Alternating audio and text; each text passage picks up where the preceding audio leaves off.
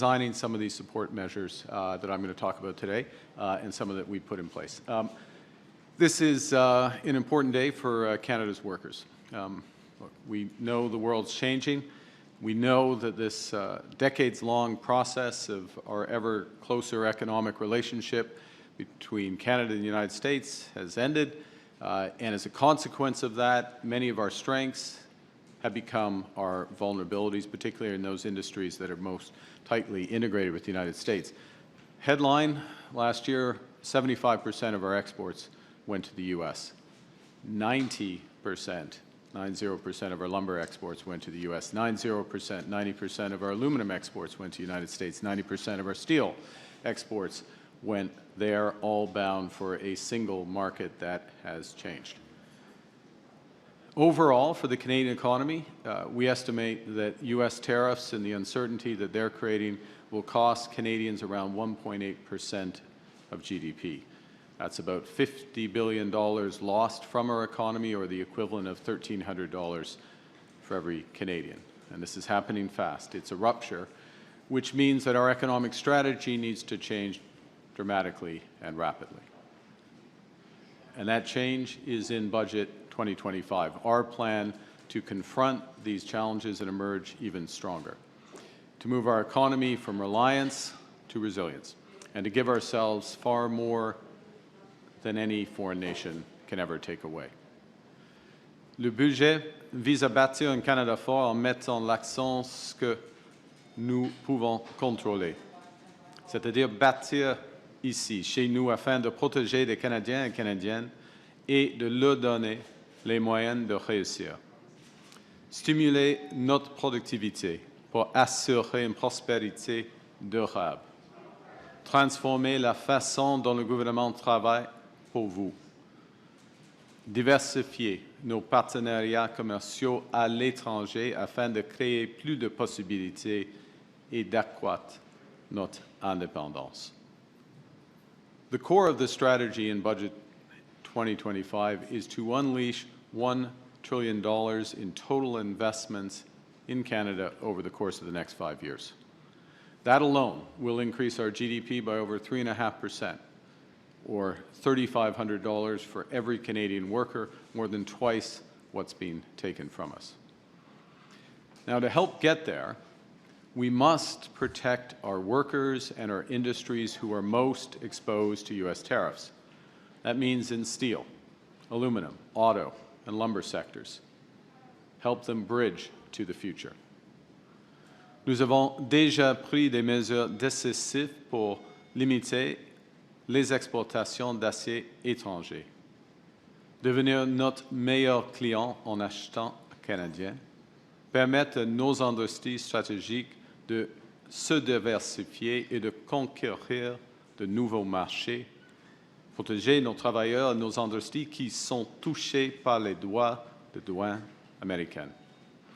Back in July, we restricted foreign steel imports entering Canada's market, expanded training and income support for steel workers, and provided liquidity relief for businesses.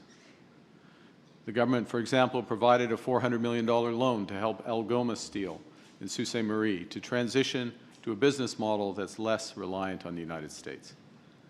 In August, we introduced new measures to help the softwood lumber industry stay competitive, including financing for company restructuring, investments to diversify products, income and training supports for affected workers, and prioritizing Canadian lumber in home building. In September, we launched a comprehensive industrial strategy with new reskilling programs, a new $5 billion strategic response fund to help businesses pivot to new markets, and we announced that we would create a new Buy Canadian policy across federal agencies. We also reduced red tape and increased loan limits to help large firms access the liquidity that they need. These measures are working. We've received close to 1,500 applications from companies across the steel, aluminum, lumber, manufacturing, automotive, and seafood sectors through our Regional Tariff Response Initiative. In the steel sector alone, more than 230 firms have applied and support's already being delivered. So some examples. Because of these initiatives, Cherubini Metal Works in Nova Scotia is modernizing its metal and fabrication lines to export more products overseas. And Hooper Welding in Hamilton will grow its capacity to produce fabrication equipment required for Canadian and international energy projects. Grâce à ce financement ciblé, les entreprises canadiennes intègrent de nouvelles technologies, lancent de nouveaux produits pour diversifier leur marché, s'assurent de jouer un rôle dans les chaînes d'approvisionnement nationales et, par ces améliorations, participent à des missions commerciales partout dans le monde. Our investments are also protecting workers, providing relief to nearly 37,000 Canadians during this period of uncertainty. So far, they've prevented more than 14,000 Canadians from losing their jobs. More broadly, across our economy, employment is rebounding after the early impacts of the trade war.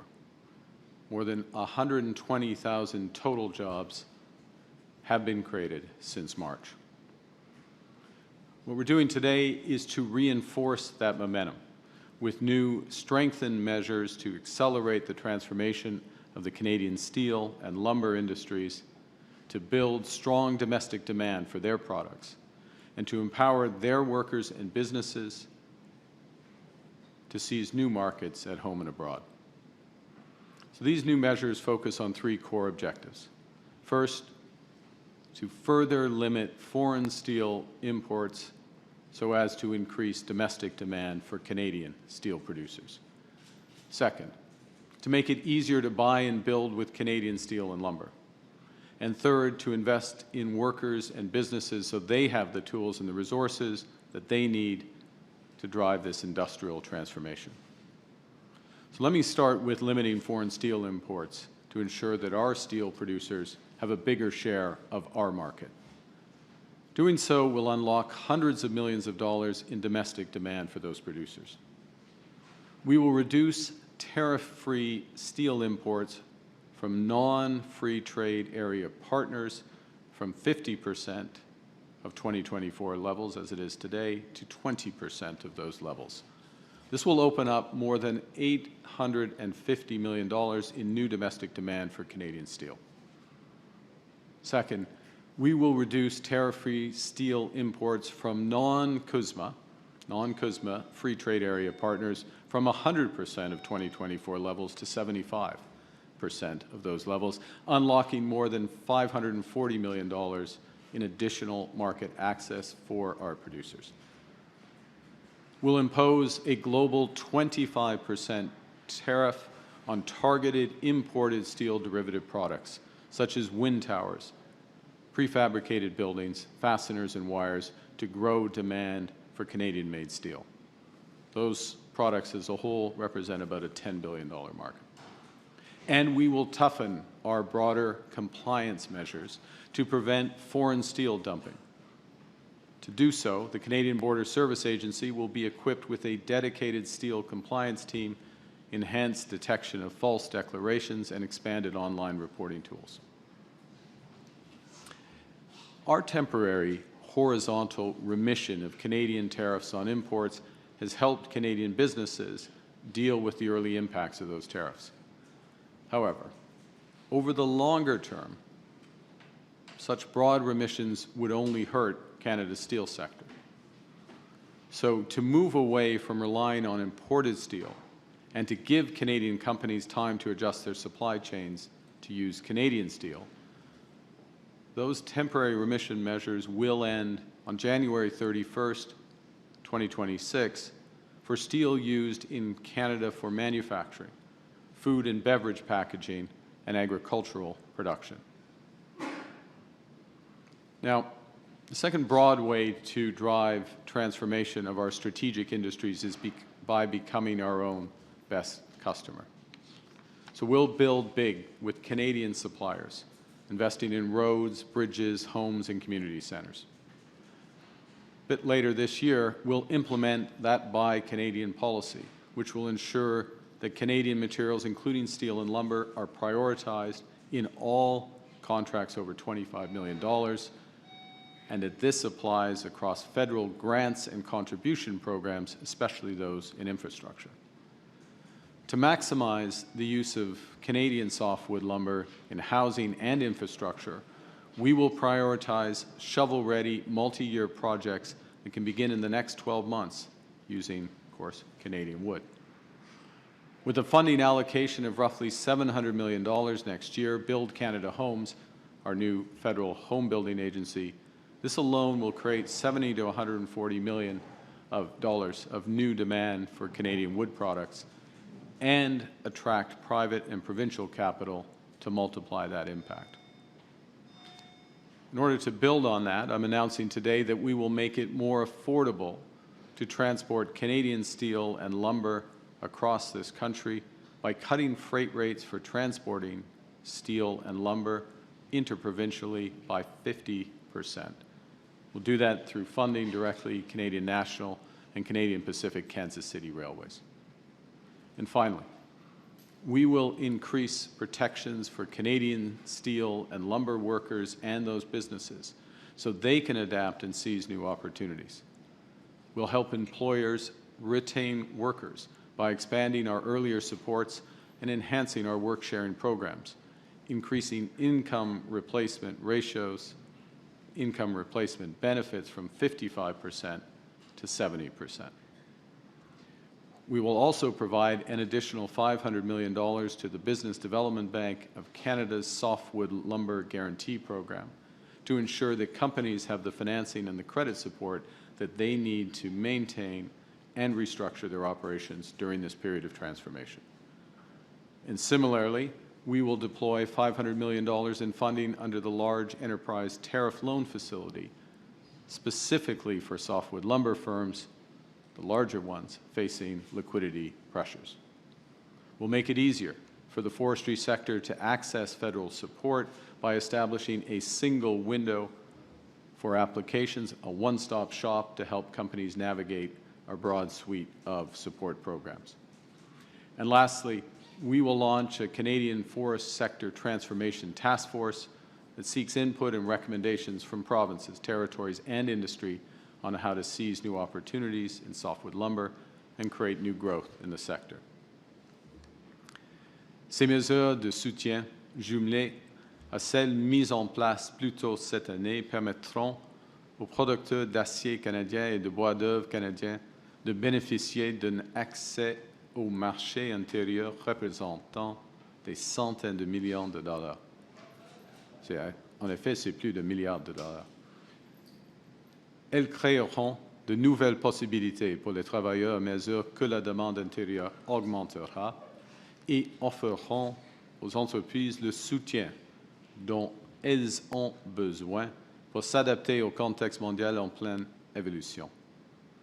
Nous veillons à ce que les entreprises canadiennes du secteur de l'acier et de bois d'œuvre disposent des capitaux, des talents et du temps nécessaires pour acquérir les compétences, les outils et les installations qui leur permettront de contribuer à bâtir une économie canadienne forte.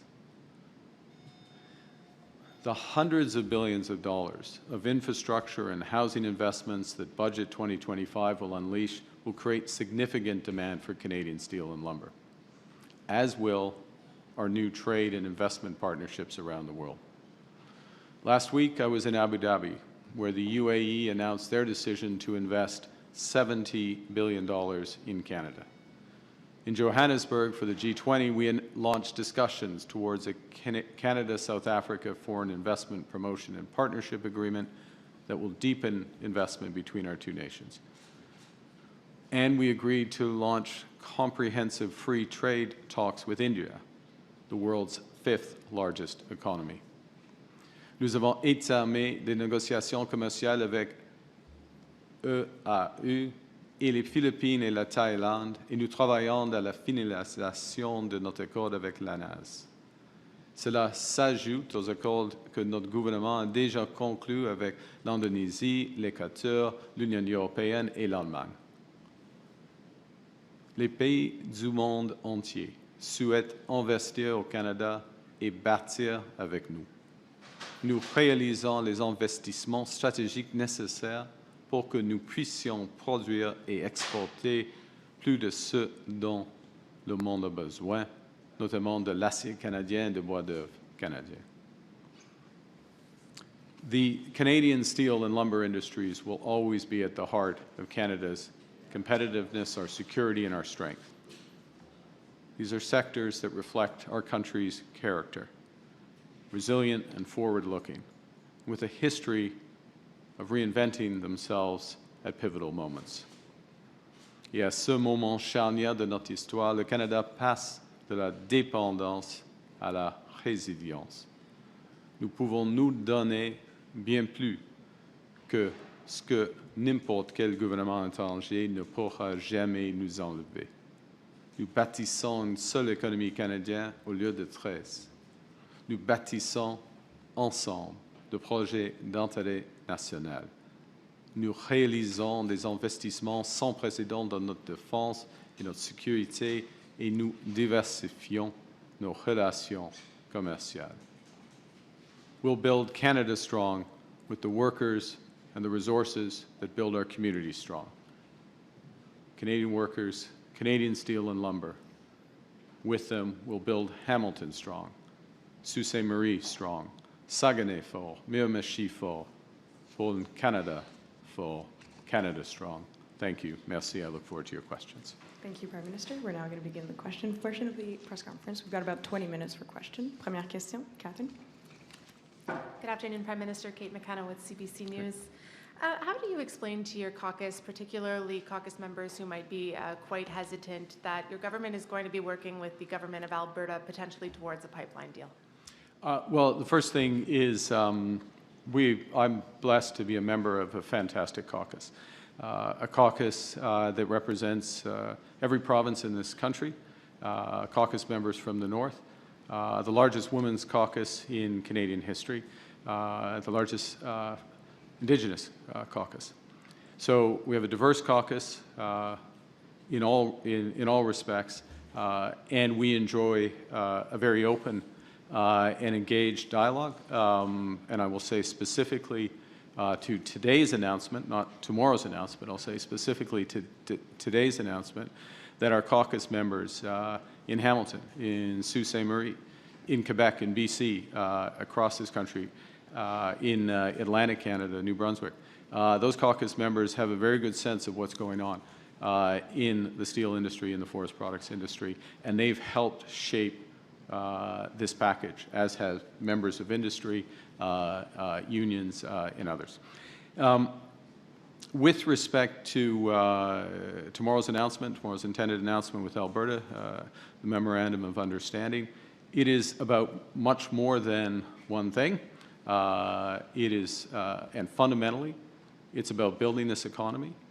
It's about making Canada more independent, and it's about making Canada more sustainable.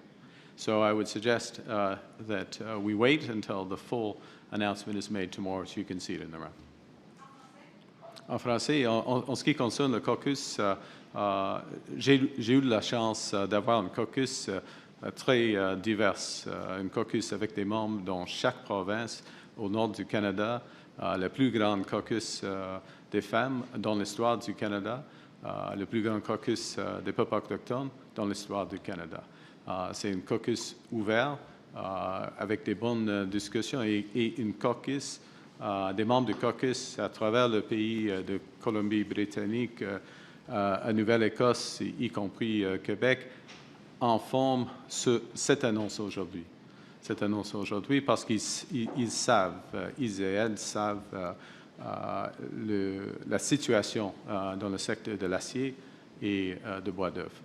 Premier point. Deuxième point, en ce qui concerne le protocole d'accord avec Alberta, l'annonce pour demain, ce protocole est plus grand qu'un oléoduc. Oui, il y a un aspect là, mais au fond, c'est un protocole qui va renforcer l'économie canadienne, qui va renforcer l'indépendance canadienne, qui va renforcer la soutenabilité de notre économie. Alors, on peut discuter tous les aspects demain quand vous pouvez le voir ensemble. Merci. My follow-up question is on U.S.-Canada trade. You've said that you want to get the best deal for Canada and that you're not rushing to any sort of deal. Do you get the sense that other countries regret the deals that they've made with President Trump?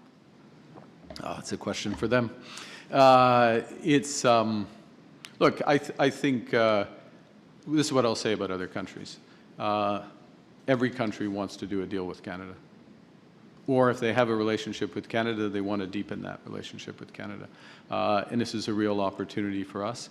Of course, we want to further improve the existing trading relationship with the United States. We stand ready to re-engage when they are. But at the same time, we're going to do a few other things. First and foremost, build this economy, to be masters in our home, maîtres chez nous, and invest to make sure our strategic industries are there when we need them. And then secondly, to develop those commercial relationships abroad. And I think you're seeing, given the scale of agreements that we're concluding and launching, and the time frame, and I'll make one last point and then pass to your colleague, if I may, which is, when we're announcing these free trade deals, for example, with India, the start of the intention for negotiations, or with Thailand or the Philippines as three recent examples. The intention is to conclude these in a year. Okay, this is not, let's have a 5 to 8 year long process. Let's focus, let's take the opportunity, let's diversify, let's build out. And that itself will start to seal, we have to conclude these obviously, but we want to have, and a final point on it if I can, sorry, I think I've already beyond my final point, but this is one of the many reasons why we want to make sure that we maintain the capacity in our steel industry, in our lumber industry, in our aluminum industry, and other strategic industries, and the workers as much as possible, like in their roles, in their jobs, because demand is coming. We're creating that demand, and that's a big part of what this announcement today is about. Merci. Bonjour, M. Carney. Mylène Crête de la presse. Pourquoi ne pas, pour l'industrie du bois d'œuvre, pourquoi ne pas avoir annoncé un plan de sauvetage avec une subvention salariale comme c'était demandé? Au fond, il y a des soutiens pour les travailleurs dans le secteur de bois d'œuvre, les changements de niveau de remplacement des salaires des travailleurs dans le secteur de bois d'œuvre, y compris le secteur de l'acier. Et dans ce contexte, c'est plus facile c'est plus rentable et facile de garder, de maintenir l'emploi des individus, parce que on peut avoir des temps partiels. Et avec les discussions avec les sociétés dans le secteur, le ratio, si je peux dire comme ça, le ratio était, jusqu'à maintenant, était 55%. Et c'était, en effet, c'était trop bas. Alors, nous allons l'enlever à 70%. Et ça va aider beaucoup. Ça, c'est le conseil des sociétés dans le secteur. Ça c'est le premier point. Oui. Ma deuxième question va porter... Est-ce que vous aviez terminé? Oui. Oui. Je dois terminer maintenant. Okay. Ma deuxième question porte sur la semaine prochaine. Est-ce que vous allez aller aux États-Unis? Et si oui, comptez-vous rencontrer Donald Trump? Oui. En effet, oui. Oui et oui. Vous allez aux États-Unis, vous Oui, il y a un événement. Et oui, c'est planifié d'y aller pour l'événement de la Coupe mondiale. C'est un événement comment on dit, on choisit les matchs, en effet, les groupes pour les matchs. Et, pardon? Sélection. Tu m'as compris, monsieur. Quand même. Alors, sélection. On va sélectionner les groupes pour les groupes pour la concurrence. Mais on va avoir une conversation. Nous avons eu une petite conversation hier, par exemple. J'ai eu des conversations avec lui du temps, OK? No. I had a conversation. I went back and forth. But look, this is the kind of thing I didn't want to get drawn into, which is every little exchange. You know, there are substantive meetings and conversations and negotiations, and that's not what I'm alluding to be clear. And next week, next week is an important event for Canada because we are one of the co-hosts, as you know, of the World Cup. And I'll be participating alongside President Trump, other co-host, and the FIFA president. There'll be the selections of the countries for the various groups, Canada included, and I'll see the president around there. But again, I don't want to over-signal thing. This is something I'm trying to, you know, what matters is the negotiations when they re-engage. They haven't re-engaged yet, so that's the fundamental point. Next question. Sorry, can we wait? Next question. Oui. Michel? Bonjour, M. Carnier. Michel Sabat, la presse canadienne. Oui. Que dites-vous aux écologistes, y compris vraisemblablement dans votre propre caucus, qui sont inquiets par l'idée d'un projet d'oléoduc vers la côte Pacifique? OK, premier point. Demain, il y aura une annonce. Il y a plusieurs aspects dans l'annonce. Et ce n'est pas le moment de faire l'annonce avant l'annonce. Mais il y a plusieurs aspects. Et premier point. Deuxième point. En ce qui concerne tous les projets à l'échelle nationale, les projets nation building, en effet, il faut être aligné à nos objectifs climatiques, y compris, par exemple, les projets de GNL. Par exemple, les projets de GNL au Colombie-Britannique, qui sont les plus propres, les plus durables projets de GNL, ou presque, du monde. Okay? Alors, s'il y aura un oléoduc, il faut avoir une combinaison avec des grandes initiatives environnementales en même temps. Mais on peut discuter tout cela demain. Prochaine question. Question suivie, pardon. Mais promettez-vous à l'Alberta d'annuler l'interdiction de la circulation des pétroliers sur la côte ouest, le tanker ban? Et comment est-ce que vous allez faire accepter ça à la Colombie-Britannique? Monsieur, c'est une bonne question pour demain. Mais je vous la pose aujourd'hui. Oui, je vais répondre demain. Merci. Je vais répondre demain parce qu'il faut... Okay. Next question. Prochaine question. Hi. Nujudam Elise Bloomberg. Today you've announced tariffs today on the U.S. for the first time, or they'll affect the U.S. for the first time since you pulled back retaliatory tariffs. How do you think this will affect the prospects of a trade deal with the U.S., and are you worried about retaliation? So I think the first thing to say is that what we have done is to put in place adjustments to remissions and tariffs on certain steel derivative products, as you know. And so these are products that, derivatives is a fancy name for products that are substantially comprised of steel. And it is a much more targeted level of that steel than, for example, the United States has done with their steel derivatives, which is quite broad application. The U.S. looks to calculate the proportions in steel. That approach is global.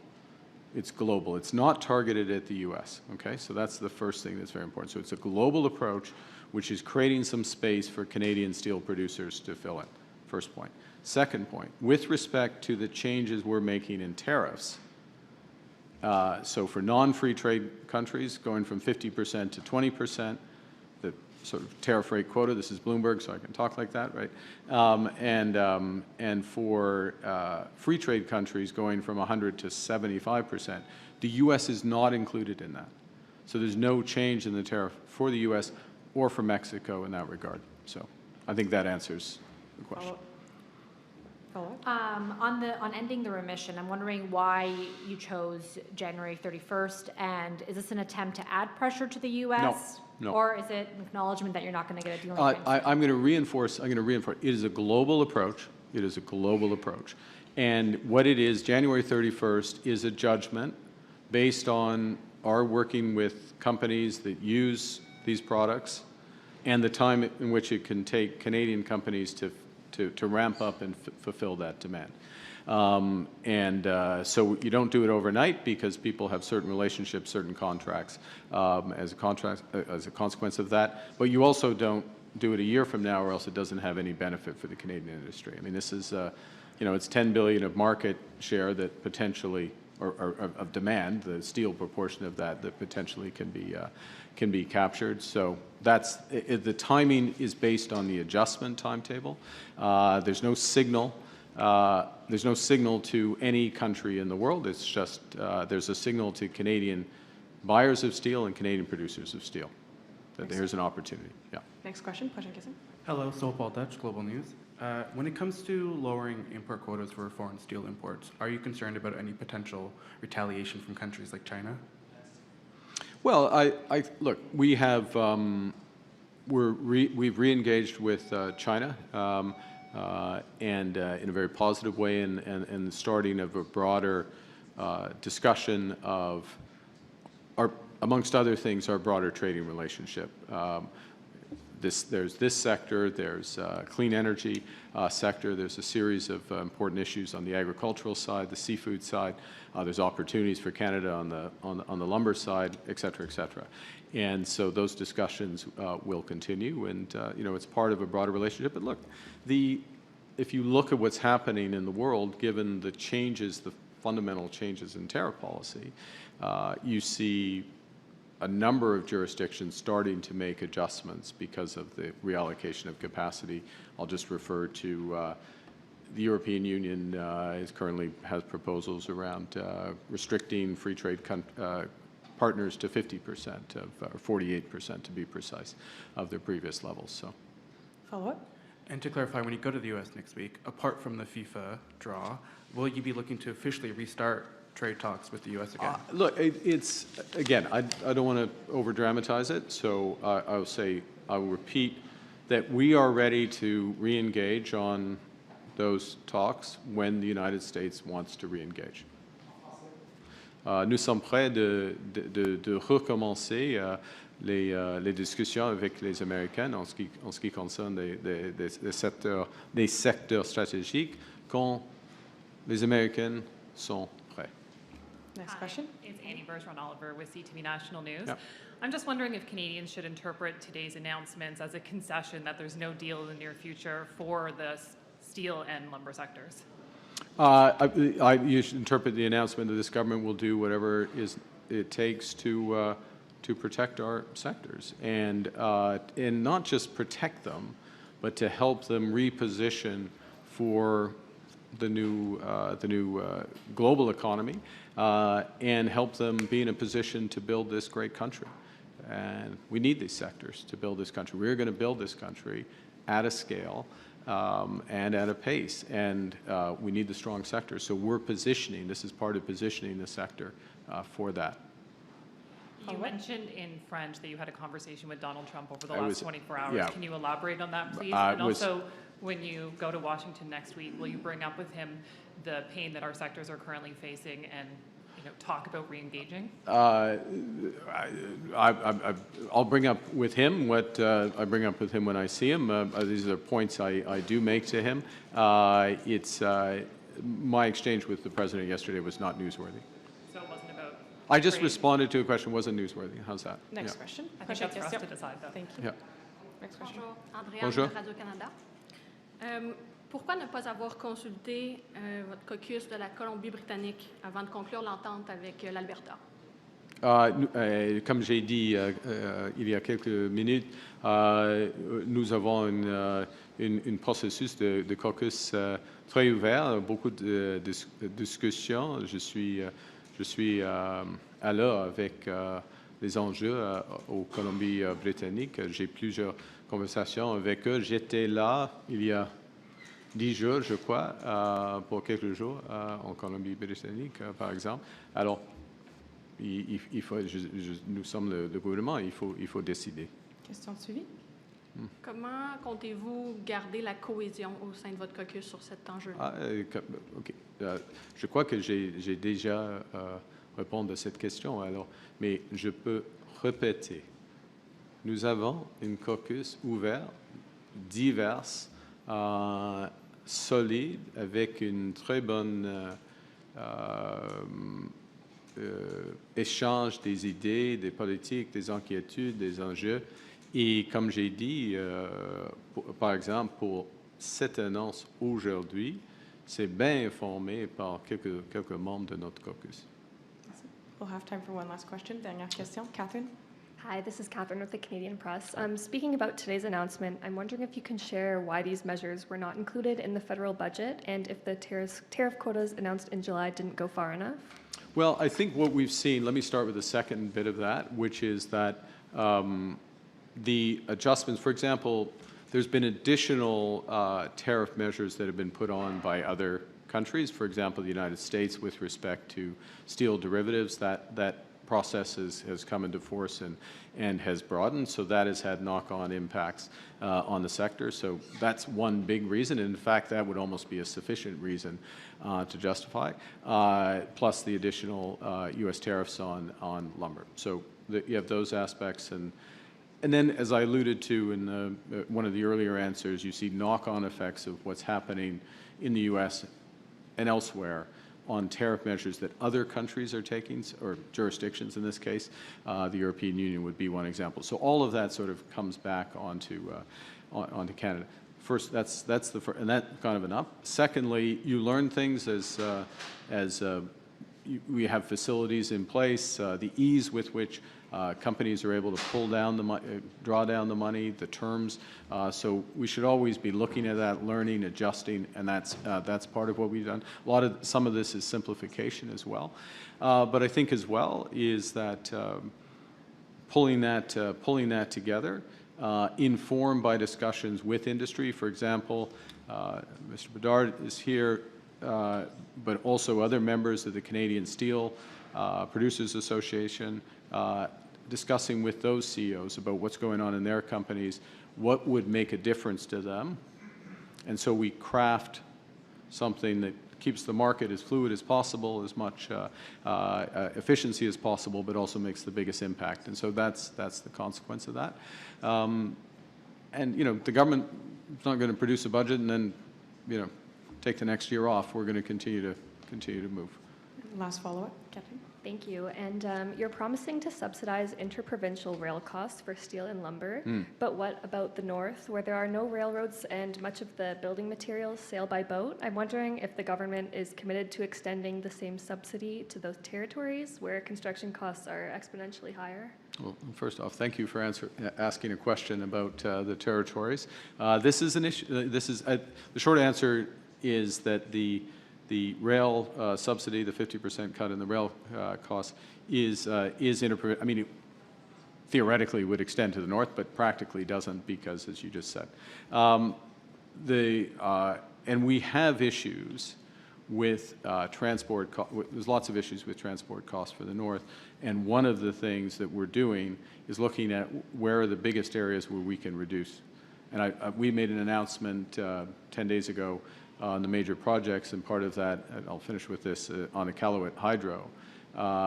What that is saving is, you know, tens of thousands of tons of diesel being trucked up, or not trucked up, boated up, with detriment to the environment, but also just huge transportation costs. We're moving to clean power in situ and being built out. So a lot of the infrastructure, it will take some time, but is to address those types of issues as well in the north. But thank you for the question. Thank you, Prime Minister. Okay, This bon, puts an end merci to our press beaucoup. conference.